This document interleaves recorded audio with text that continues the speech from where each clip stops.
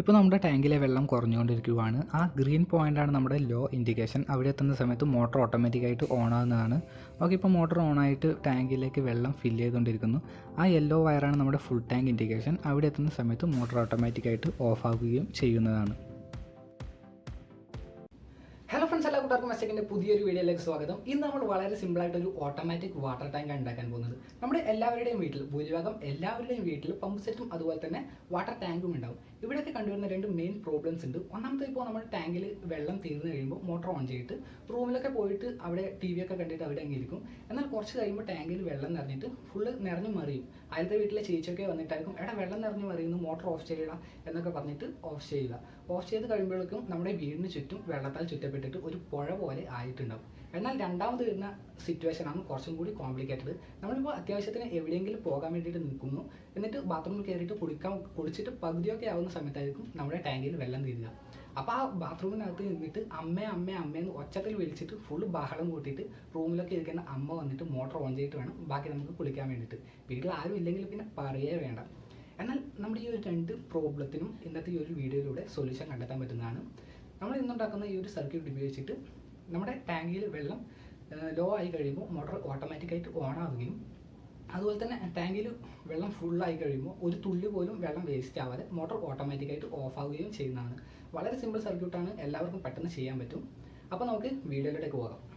ഈ സർക്യൂട്ട് ചെയ്യാൻ വേണ്ടി ആദ്യം തന്നെ ഉള്ളത് 555 IC ആണ്. പിന്നെ BC547 ട്രാൻസിസ്റ്റർ, 1 മെഗാ ഓമിൻ്റെ 2 റെസിസ്റ്റർ, പിന്നെ 100 ഓമിൻ്റെ ഒരു റെസിസ്റ്റർ, പിന്നെ ഒരു 12 വോൾട്ടിൻ്റെ റിലേ എടുത്തിട്ടുണ്ട്. ഈ റിലേയുടെ കോയിൽ പിന്നിലോട്ട് ഒരു 1N4007 ഡയോഡ് സോൾഡർ ചെയ്ത് വെച്ചിട്ടുണ്ട്. ഇതുപോലെ തന്നെ സോൾഡർ ചെയ്ത് കൊടുക്കുക. പിന്നെ വേണ്ടത് നമുക്കൊരു 12 വോൾട്ടിൻ്റെ ഫീമെയിൽ സോക്കറ്റ്, അതുകൂടാതെ കണക്ട് ചെയ്യാൻ പറ്റുന്ന 12 വോൾട്ടിൻ്റെ ഒരു അഡാപ്റ്ററും വേണം. ഇനി നമുക്ക് കണക്ഷൻസ് സ്റ്റാർട്ട് ചെയ്യാം. ആദ്യം തന്നെ നമുക്ക് 555 IC സോൾഡർ ചെയ്യുന്ന എളുപ്പത്തിന് വേണ്ടിയിട്ട് ഒരു സ്ഥലത്ത് ഹോൾഡ് ചെയ്ത് വെച്ചതിന് ശേഷം ICയുടെ 8ാമത്തെയും 4ാമത്തെയും പിന്നുകൾ തമ്മിൽ ഒരു ചെറിയ പീസ് വയർ ഉപയോഗിച്ചിട്ട് ഷോർട്ട് ചെയ്ത് കൊടുക്കുക. ഓക്കെ, അതിപ്പോൾ ഷോർട്ട് ചെയ്ത് വെച്ചിട്ടുണ്ട്. ഇനി നമുക്ക് IC തിരിച്ചു വെക്കാം. അതിനുശേഷം 1 മെഗാ ഓമിൻ്റെ റെസിസ്റ്റർ ഒരു അറ്റം രണ്ടും കൂട്ടി പിരിച്ചിട്ടുണ്ട്. അത് നമുക്ക് ICയുടെ 1ാമത്തെ പിന്നിലോട്ട് സോൾഡർ ചെയ്ത് കൊടുക്കാം. അതുപോലെ തന്നെ അതിൻ്റെ ബാലൻസ് ഉള്ള പിന്നുകൾ ICയുടെ 2ാമത്തെ പിന്നിലോട്ടും അതുപോലെ തന്നെ 6ാമത്തെ പിന്നിലോട്ടും കണക്ട് ചെയ്ത് വെച്ചിട്ടുണ്ട്. അതുകൂടി ഒന്ന് ജസ്റ്റ് സോൾഡർ ചെയ്ത് കൊടുക്കാം. പിന്നെ നമുക്ക് 100 ഓമിൻ്റെ റെസിസ്റ്റർ എടുത്തതിന് ശേഷം അത് ICയുടെ 3ാമത്തെ പിന്നിലോട്ട് സോൾഡർ ചെയ്ത് കൊടുക്കുക. ആ റെസിസ്റ്ററിൻ്റെ തന്നെ മറ്റേ അറ്റത്തോട്ട് നമ്മുടെ ട്രാൻസിസ്റ്ററിൻ്റെ ബേസ് പിന്ന്, അതായത് സെൻറ്റർ പിന്ന് സോൾഡർ ചെയ്ത് കൊടുക്കുക.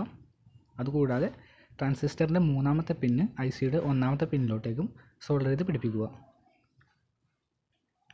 ഓക്കെ, നമുക്ക് ഫീമെയിൽ സോക്കറ്റിൽ ഇതോട്ട് കണക്ട് ചെയ്യണം. ഫീമെയിൽ സോക്കറ്റിൻ്റെ പോസിറ്റീവ് വയർ ICയുടെ 8ാമത്തെ പിന്നിലോട്ടും അതുപോലെ തന്നെ ഫീമെയിൽ സോക്കറ്റിൻ്റെ നെഗറ്റീവ് വയർ ICയുടെ 1ാമത്തെ പിന്നിലോട്ടും സോൾഡർ ചെയ്ത് പിടിപ്പിക്കുക. ഇനി ഒരു ചെറിയ പീസ് വയർ എടുക്കുക. ഇത് നമുക്ക് ടാങ്കിലോട്ട് കണക്ട് ചെയ്യാനുള്ളതാണ്. അത് ICയുടെ 4ാമത്തെ പിന്നിലോട്ട് സോൾഡർ ചെയ്ത് കൊടുക്കുക. പിന്നെ രണ്ടാമതൊരു ചെറിയ പീസ് വയർ എടുത്തതിന് ശേഷം ICയുടെ 2ാമത്തെ പിന്നിലോട്ട് സോൾഡർ ചെയ്ത് കൊടുക്കുക. ഇതാണ് ലോ ഇൻഡിക്കേഷൻ തരുന്നത്. പിന്നെ മൂന്നാമത് ഒരു പീസ് വയർ എടുത്തതിന് ശേഷം അത് ICയുടെ 6ാമത്തെ പിന്നിലോട്ടും സോൾഡർ ചെയ്ത് പിടിപ്പിക്കുക. ഓക്കെ, നമ്മൾ നേരത്തെ മാറ്റി വെച്ചിട്ടുള്ള ആ ഒരു റിലേ എടുത്തിട്ടുണ്ട്. ഇനി ഈ റിലേയിലോട്ട് നമ്മുടെ സർക്യൂട്ട് കണക്ട് ചെയ്ത് കൊടുക്കണം. അതിന് മുന്നേ നമുക്ക് ഇതിലോട്ട് വർക്കിംഗ് നോക്കാൻ വേണ്ടിയിട്ട് ഒരു മോട്ടർ കൂടി കണക്ട് ചെയ്യുന്നുണ്ട്. ഈ മോട്ടറിൻ്റെ പവർ കൊടുക്കുന്നതിലേക്കുള്ള ഒരു വയർ കട്ട് ചെയ്തിട്ട് ഇത് നമ്മുടെ റിലേയിലോട്ട് കണക്ട് ചെയ്യുകയാണ് ചെയ്യുന്നത്. റിലേയിലോട്ട് ഇതിൻ്റെ കോമൺ പിന്നിലോട്ടും അതുപോലെ തന്നെ NO എന്ന് പറയുന്ന പിന്നിലോട്ടുമാണ് ഈ ഒരു വയർസ് സോൾഡർ ചെയ്ത് കൊടുക്കേണ്ടത്. അത് ജസ്റ്റ് ഒന്ന് സോൾഡർ ചെയ്ത് കൊടുക്കുക. ഓക്കെ, ഇപ്പോൾ 2 വയറും റിലേയിലോട്ട് സോൾഡർ ചെയ്ത് കൊടുത്തിട്ടുണ്ട്. നിങ്ങൾക്ക് ഇതിൻ്റെ കണക്ഷൻ കാണാൻ പറ്റുന്നുണ്ടാവും.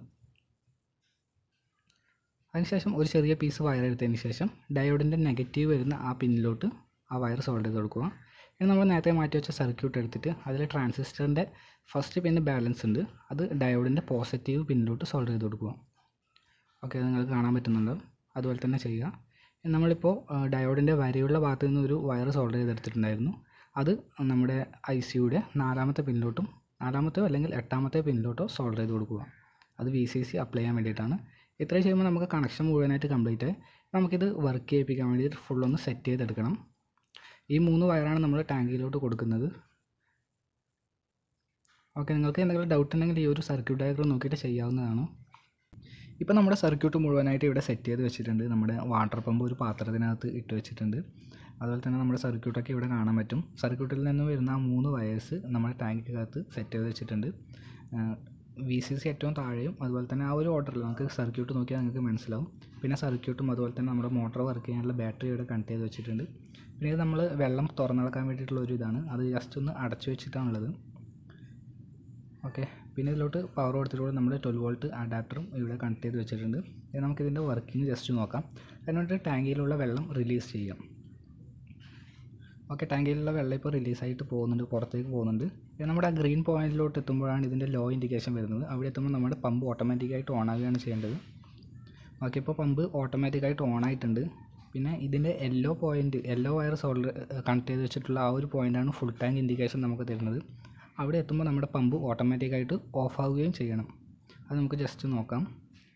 ഓക്കെ, യെല്ലോ പോയിൻറ്റിൽ ഇപ്പോൾ എത്തിയിട്ടുണ്ട്. എത്തിയ സമയത്ത് ഓട്ടോമാറ്റിക്കായിട്ട് പമ്പ് ഓഫ് ആവുകയും ചെയ്തു. ഓക്കെ, ഇപ്പോൾ ഇതിപ്പോൾ ഞാൻ കൈ വെച്ചിട്ട് ഇപ്പോൾ രണ്ടാമത് അടച്ചിട്ടുള്ളത്. ഒന്നുകൂടി നമുക്കിത് റിപ്പീറ്റ് ചെയ്തിട്ട് ജസ്റ്റ് ഒന്ന് ടെസ്റ്റ് അടിച്ച് നോക്കാം. ഓക്കെ, ഇപ്പോൾ വെള്ളം കുറഞ്ഞു വരുന്നുണ്ട്. ഓക്കെ, ഇപ്പോൾ നമ്മൾ ഗ്രീൻ പോയിൻറ്റിലോട്ട് എത്തി. അവിടെ എത്തിയ സമയത്ത് മോട്ടോർ ഓട്ടോമാറ്റിക്കായിട്ട് ഓണായി. നല്ലപോലെ തന്നെ വർക്ക് ചെയ്യുന്നുണ്ട്. ഓക്കെ, ഇപ്പോൾ വെള്ളം ടാങ്കിക്കകത്ത് ഫില്ലായിക്കൊണ്ടിരിക്കുകയാണ്.